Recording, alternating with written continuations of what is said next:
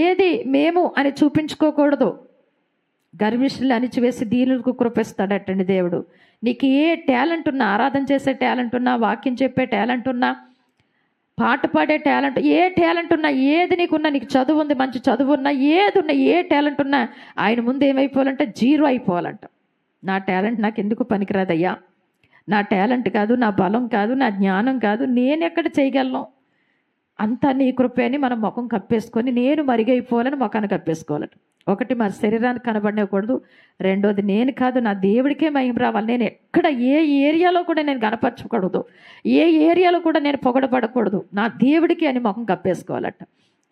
ఎవరైనా చూడండి, నేనే అని గర్వించారా గడ్డి తినిపిస్తాడట దేవుడు. నేనే అని గర్విస్తే గడ్డి తినిపిస్తాడట దేవుడు. తను తగ్గించుకున్న వారిని దేవుడు హెచ్చించడం ప్రారంభిస్తాడంట. చిన్న చిన్న పోరాటాలు, చిన్న చిన్న శ్రమలు వస్తాయి, కానీ ఖచ్చితంగా దేవుడు మనం తగ్గించుకునే విధానాన్ని బట్టి ఒక రోజు వస్తుంది, ఉన్నత శిఖరాల దేవాతి దేవుడు మనల్ని ఎక్కిస్తాడు. హల్లెలూయా. చిన్నదానికే గర్విస్తే, చిన్న కొంచెంకే గర్విస్తే గర్విష్ని అణిచివేస్తాడట దేవుడు, గడ్డి తినిపిస్తాడట దేవుడు. ఎందుకంటే ఒకరోజు నేనే, నా వల్లే ఈ బబులోని దేశం అంటే ఎంత అందంగా ఉంది, నా వల్లే అనగానే కొన్ని సంవత్సరాలు బాబాయ్ నేను కాదు నా దేవుడే అనుకున్న దాకా ఒక పశువులా తయారు చేసి గడ్డి తినిపించేస్తాడట దేవుడు. బాబోయ్, దేవుడు లేకపోతే ఇలా ఉంటుందా? నా జ్ఞానం కాదు, నా టాలెంట్ కాదు బాబోయ్, నేనే అనుకోగానే గడ్డి తింటున్నాను, నేనే అనుకోగానే నా ఇంట్లోంచి తరిమి కొట్టబడ్డాను, నా ప్రాంతంలోంచి తరిమి కొట్టబడ్డాను, అందరూ గౌరవిస్తున్నారు అనుకున్నాను, ఎవరూ గౌరవించట్లేదని ఎప్పుడైతే పశ్చాత్తాపడ్డాడో అప్పుడు ఆ యొక్క పశువు స్వభావం తొలగించబడి మరలా అంత పొరలోకి వచ్చాడంటే. కాబట్టి ఎవరు కూడా ఏం చేయాలంటే, ఎందుకంటే మనం నూతన సంవత్సరంలోకి వెళ్ళబోతున్నాం, ఎంత తగ్గించుకుంటామో అంతగా దేవుడు ఘనమైన గొప్ప కార్యాలు మన కుటుంబంలో జరుగుతాయి. హల్లెలూయా. కాబట్టి ఆరాధన చేస్తున్నాడు, మనం ఏం చేయాలంటే ఏ పరిచర్య చేసిన ఆరాధనే కాదు, వాయిద్యాలే కాదు, ఇంకో పరిచర్య, ఏ పరిచర్య చేసినా ఏ రోజు నేనైనా స్వభావం మనలోకి రాకూడదు. హల్లెలూయా. ఎందుకు మరియనే దేవుడు వాడుకున్నాడు?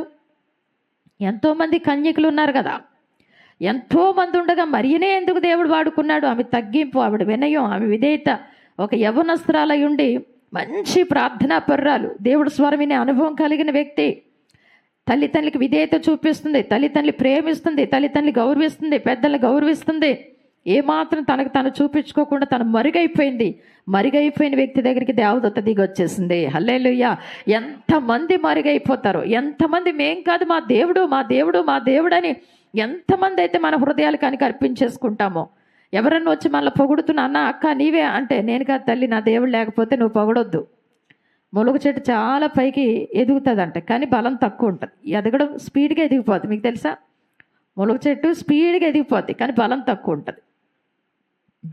ఉంటుంది. తర్వాత ఎదురు కర్రల చెట్టు ఉంటుంది కదా, చాలా టైం పడుతుందంట బయటికి రావడానికి, అది మొలకెత్తడానికే చాలా టైం పడుతుందంట.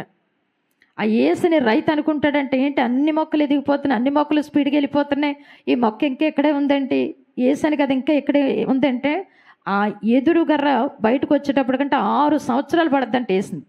ఈ సంవత్సరానికి ఎన్ని పంటలు వచ్చేస్తాయి, ఈ లోపు ఎన్ని ఫలాలు వచ్చేస్తాయి, మొల చెట్టు అయితే ఎన్ని వచ్చేస్తాయి, కానీ బలం తక్కువ. స్పీడ్గానే ఎదిగిపోద్ది, ములక్కాయలు వేస్తుంది, కానీ బలం తక్కువ. గట్టిగా పట్టుకొని ఎక్కితే నువ్వు పడిపోతావు, అలా ఉంటుంది. ములం చెట్టు బాగా ఎదిగిపోతుంది కదా, బాగుంది కదా, నీటి పట్టుకొని ఎక్కేమనుకొని కాళ్ళు చేతులు ఇరిగిపోతాయి, కుదరదు.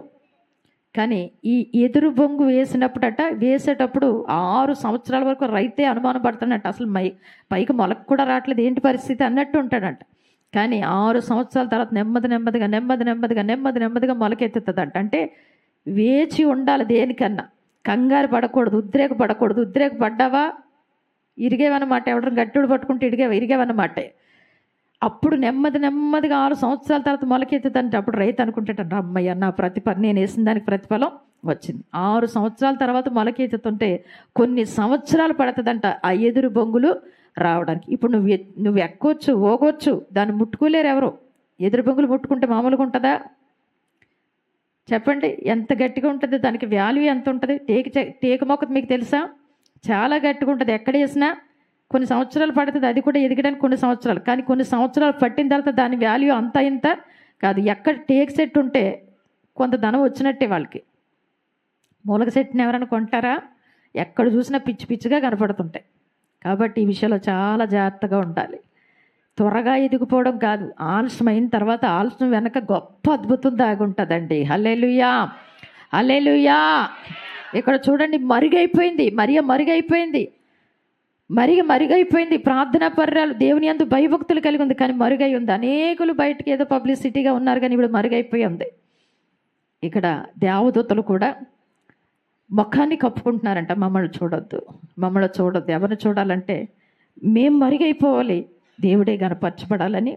ఆరాధన చేసిన, పరిచర్య చేసిన, ఏం చేసిన శరీరాన్ని కప్పుకొని, ముఖాన్ని కప్పుకొని దేవుడికే మహిమ అని 2 రెక్కలు ఆడిస్తూ ఏం చేస్తున్నారంటే చూడండి, కుడివైపు ఎడమవైపు ముందు వెనక దేవుని పై భాగంలో కూడా ఎగురుతూ చక్కటి పాట పాడుతూ, యెహోవా పరిశుద్ధుడు, పరిశుద్ధుడు, పరిశుద్ధుడు, పరిశుద్ధుడు, సర్వలోకము ఆయన మహిమతో నిండి ఉన్నదని నిత్యము నిరంతరము ఆయనకు ఆరాధన చేస్తున్నారంట. హల్లెలూయా.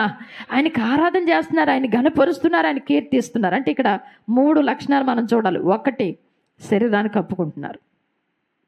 2, చెప్పండి, 2, మేము కాదు మా దేవుడికే కోరాకు కుమారులు అంటున్నారంట. మాకు కాదు, దేవుడికే మహిమ రావాలి.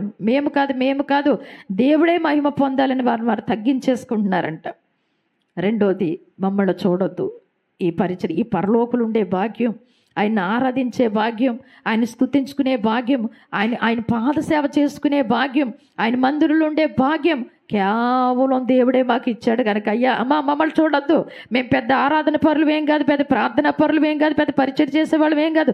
ఆయన మాకు అవకాశం ఇచ్చాడు కనుక, ఆయన సన్నిధిలో ఉన్నాము కనుక ఆ కృప అని మరుగైపోతున్నారు. వాళ్ళు ముఖాన్ని కప్పేసుకుంటున్నారు. చూడండి, ముఖం కప్పుకుంటే ఎవరు ఏంటో సరిగ్గా తెలియదు కదా, అందుకని అస్సలు వాళ్ళే చూపించుకుంటలేదు. ఈరోజు సంఘంలో ఎవరు ఏ పరిచయం చేసినా నాతో సహా మనల్ని చూపించుకోకూడదు. ఎవరిని చూపించడం, ప్రార్థన చేస్తున్నాడు ముఖాన్ని కప్పేసుకున్నాడండి, ఆరాధన చేస్తున్నాడు ముఖాన్ని కప్పేసుకున్నారు వాళ్ళు. ఇక చివరిగా ఏం చేస్తున్నారంటే అలసట లేకుండా ఎగురుతూ నిరంతరం దేవుని గనపరుస్తూనే ఉన్నారట. ఎప్పుడైతే యెషయా ప్రవక్త దర్శనాన్ని చూశాడో వెంటనే అప్పటికే పరిశుద్ధుడు, అప్పటికే ప్రవక్త అయినా కూడా చూడండి, ఆ దర్శనాన్ని చూడగానే ప్రభువా నేను అపవిత్రమైన పెదవులు గలవారి మధ్య నేనున్నాను, నన్ను క్షమించండి ప్రభువా అని ప్రార్థన చేస్తున్నాడు. నా పెదాలు కాల్చండి. ఇక్కడ 2 విషయాలు గమనించండి. 1, నేను అపవిత్రమైన మాటలు మాట్లాడుతున్నాను. 2, అపవిత్రమైన మాటలు విన్నాను, మాట్లాడుతున్నాను. అందుకే నేను సరైన రీతిలో నడవలేకపోతున్నానేమో, నన్ను క్షమించండి ప్రభువా అని ఎప్పుడైతే నోట్లోంచి వచ్చిందో వెంటనే చూడండి, ఒక దేవదూత వచ్చి బలిపీఠం మీద మండుచున్న ఆ నిప్పుని తీసుకొచ్చి ఆయన పెదాలకి తాకగానే వెంటనే పరిశుద్ధుడైపోయాడంట. తప్పట్లు కొడదాం. వెంటనే పరిశుద్ధుడయ్యాడంట. అప్పుడు రాశాడంటే ఎవరి కోసం, అప్పుడు దాకా ఏదో చిన్న ప్రవచనాలు, చిన్నగా ప్రార్థన, చిన్నగా ఆరాధన అయ్యి ఉండొచ్చు, కానీ ఇది ఒక దైవ సేవకులకే కాదు, ఒక విశ్వాసులకే, ఒక ఏదో ప్రార్థన చేసేవారికే కాదు, సంఘం అంతా ఇది తీసుకోవాలి. ఇప్పుడు దాకా ఈ రోజు వరకు ఏ అపవిత్రమైన మాటలు వింటున్నావో, ఏ అపవిత్రమైన మాటలు మాట్లాడుతున్నావో అవన్నీ నువ్వు ఆపేస్తేనే నీకు రావాల్సిన ఆశీర్వాదాలు వస్తాయి. ఈరోజు ఈ వాక్యం కాదు, ఎవరి కోసం ఎందుకు మాట్లాడుతున్నాడో తెలీదు, ఎక్కడేం మాట్లాడుతున్నావు, ఎలా మాట్లాడుతున్నావు, ఏ మాటలు వింటున్నావు, వినుట ద్వారా, మాట్లాడడం ద్వారా, అందుకే నీ ఆశీర్వాదాలు ఆగిపోతున్నాయి. బైబిల్లో ఒక మాట ఉంటుందండి, నీతిమంతులు పిల్లల్ని దేవుడు ఆస్తికర్తలుగా చేస్తాడట. భక్తిహీనుడుగా ఉండొద్దు, భక్తిహీనురాలుగా ఉండొద్దు. ఎప్పుడైతే నీతిగా ఉంటే నీ మాట విధానాన్ని బట్టి, నువ్వు చేసే విధానాన్ని బట్టి దేవుడు నీ పిల్లల్ని ఆస్తికర్తలుగా చేస్తాడు. కాబట్టి నీ పిల్లలకి ఆశీర్వాదకరంగా, నీ పిల్లలు దీవెనకరంగా రానున్న దినాల్లో మారాలంటే ఇలాంటి మాటలు ఆపాలి. ఇలాంటి మాటలు వినకుండా, ఒకవేళ ఎవరైనా చెబుతున్నా వారిని గద్దించావా, అప్పుడు నీ ఆశీర్వాదాలు ప్రారంభించబడతాయి. ప్రవక్తే ఒప్పుకుంటున్నాడండి, దైవజనుడే ఒప్పుకుంటున్నాడు. అక్కడ నువ్వు నేనెంత, ఇంకా గొప్ప దైవజనుడు అతను, గొప్ప దైవజనుడు. అలాంటి గొప్ప దైవజనుడే ఒప్పుకుంటున్నాడు, ప్రభువా నన్ను క్షమించండి, విన్నాను, మాట్లాడాను, నన్ను క్షమించండి అని అంటే వెంటనే అద్భుతం ఏంటంటే వెంటనే నీ పాపాలు క్షమించబడ్డాయి అని ఒక మాట కనపడుతుంది అక్కడ. చదవండి 7వ వచనం. ఇది నీ పెదవులకు తగిలెను గనుక నీ పాపమునకు ప్రాయశ్చిత్తమాయెను. చాలు, వెంటనే ఏంటి, ఇది నీ పెదాలకు తగిలింది కనుక నీ పాపములకు ప్రాయశ్చిత్తమో ఆయను. అంటే ఎప్పుడైతే ఒప్పుకుంటామో, నాకు వద్దు ప్రభు, నేను అలా ఉండను ప్రభు అని ఒక పశ్చాత్తాపడతావో వెంటనే ఒక స్వరం వినబడుతుంది, ఇది నీ పెదాలకి తగిలింది కనుక, ఈ అగ్ని చేతులు తాకబడ్డావు కనుక నీకు ప్రాయశ్చిత్తమైంది, నీ పాపం నుంచి ప్రాయశ్చిత్తమైంది, నీ దోషములను తొలగిపోయినని. అది 2 చేతుల పైకెత్తి స్తోత్రాలు చెప్పండి. చిత్తం మనం పొందుకోవాలి. ఇక్కడ చూడండి, ఎప్పుడైతే ప్రాయశ్చిత్తమైన దర్శనాన్ని చూశాడు, ఆరాధన జరగడం చూశాడు, ఎప్పుడైతే దర్శనాన్ని చూశాడు, ఎప్పుడైతే దర్శనం కలిగిందో వెంటనే పశ్చాత్తాపడుతున్నాడు. ప్రభువా నన్ను క్షమించండి. ఈరోజు చాలామందికి దర్శనం లేక, పరిశుద్ధాత్మ లేకే ఎలా పడితే అలా మాట్లాడడం, ఎలా పడితే అలా నేరారోపణ చేయడం, ఇక్కడ తీసుకెళ్ళి అక్కడ చెప్పడం, అక్కడ తీసుకెళ్ళి ఇక్కడ చెప్పడం, కుటుంబాలు విడగొట్టడం, సంఘాలను విడగొట్టడం, సంఘ బిడ్డలు విడగొట్టడం, సంఘంలో ఉన్న బిడ్డలకి ఆత్మీయతలకి వేరుపరచడం. ఈ మాటలన్నీ కేవలం నీలో పరిశుద్ధాత్మ లేడు ఉంటే ఒక పశ్చాత్తాపం వచ్చేస్తుంది, ఒక భయం కలుగుతుందండి. అమ్మో అని ఒకలాంటి భయం కలుగుతుంది. ఎవరిని చూసినా ప్రేమ వస్తుంది. మన మీద తిరుగుబాటు చేసిన వాళ్ళని చూసినా ప్రేమే వస్తుంది. పరిశుద్ధాత్మ లక్షణాలు ఇవి. వాళ్ళు కష్టపడుతున్నారంటే ప్రేమ వస్తుంది. ముఖ్యంగా ఎవరైనా మనకు మేలు చేశారంటే జీవితకాలం అంతా సత్యాంత వరకు విడిచిపెట్టలేమండి. ఎప్పుడైతే దర్శనం కలిగిందో, ఇక ఎప్పుడైతే ఫుల్ఫీడ్ అయిపోయాడు, పరిశుద్ధాత్మతో ఫుల్ఫీడ్ అయిపోయాడు, ఇక తనకు తెలుస్తుంది తన పొరపాటు ఏంటో తెలుస్తుంది. ఏ పొరపాటు మాటలు విన్నాడు, ఏ పొరపాటు మాటలు మాట్లాడాడో తెలుస్తుంది. వెంటనే పశ్చాత్తాపడుతున్నాడు. అద్భుతం ఏంటో తెలుసా? పశ్చాత్తాపడగానే దేవుడు స్వరాన్ని వింటున్నాడు. అర్థమవుతుందా మీకు? ఎప్పుడైతే ఒప్పుకొని విడిచిపెడతారో ప్రాయశ్చిత్తం కలుగుతుంది, యేసు ప్రభు ద్వారా క్షమాపణ కలుగుతుంది. తర్వాతగా చూస్తే చెప్పండి, దేవుని యొక్క స్వరాన్ని మనం వింటాం. హల్లెలూయా.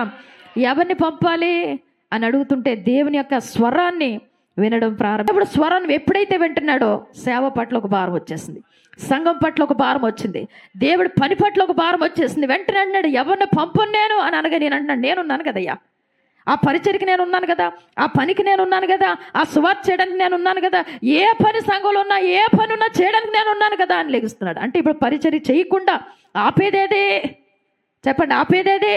నీలో ఉన్న ఆ డెబుల్ స్పిరిట్లు అంతే. వీళ్ళు అనుకుంటాను నేను పరిశుద్ధాత్మ పొందుకున్నాను, పాటలు పాడేస్తున్నాను, ఏదో చేస్తున్నాను. లేదు, పనికి నువ్వు ఆటంకపరుస్తూ, అనేకులు కూడా ఆటంకపరుస్తున్నావు అంటే నీలో ఏదో స్పిరిట్ ఏర్పడి చేస్తుంది.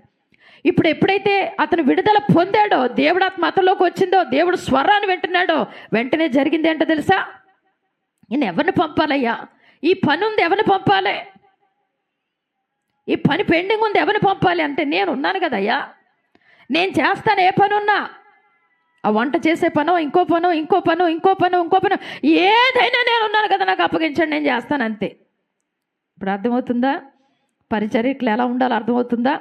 పరిచర్య చేసేవాళ్ళు ఎలా ఉండాలో అర్థమవుతుందా? నీకు దర్శనం కలగాలి, నీకు పశ్చాత్తాపం కలగాలి, యేసు ప్రభు ద్వారా, దేవాతి దేవుడి ద్వారా ప్రాయశ్చిత్తం నీకు కలగాలి, దేవుడు దర్శనం నీకు ఉండాలి, ఒప్పుకోవాలి, విడిచిపెట్టాలి, ఆయన అగ్ని చేతలో తాకబడాలి. అప్పుడు నమ్మకంగా పరిచర్య చేస్తాం. నేను కానీ మీరు కానీ ఎవరైనా, ఎవరో గొప్పోళ్ళేం కాదు, నేను పనే, మీరు పనే, అందరం పనే చేస్తున్నాం. పని వారికి విడుదల అవసరం, పశ్చాత్తాపం అవసరం. అప్పుడు నమ్మకంగా పరిచర్య చేస్తారు. అప్పుడు ప్రతి ఒక్కరూ నమ్మకంగా దేవుడికి ఇష్టకరంగా పరిచర్య చేస్తారు. ఆ పరిచర్య చేసే వాళ్ళు ఇక సేవకులు ఇబ్బంది పెట్టరు ఏ విషయంలో. ఎందుకంటే దేవుడు ఆత్మ పనిచేస్తుంది కనుక ఇక దేవుడు ఆత్మ ద్వారా నువ్వు ఆ పరిచర్య చేస్తావు, ఇక ఇబ్బందికరంగా ఉండవు. హల్లెలూయా.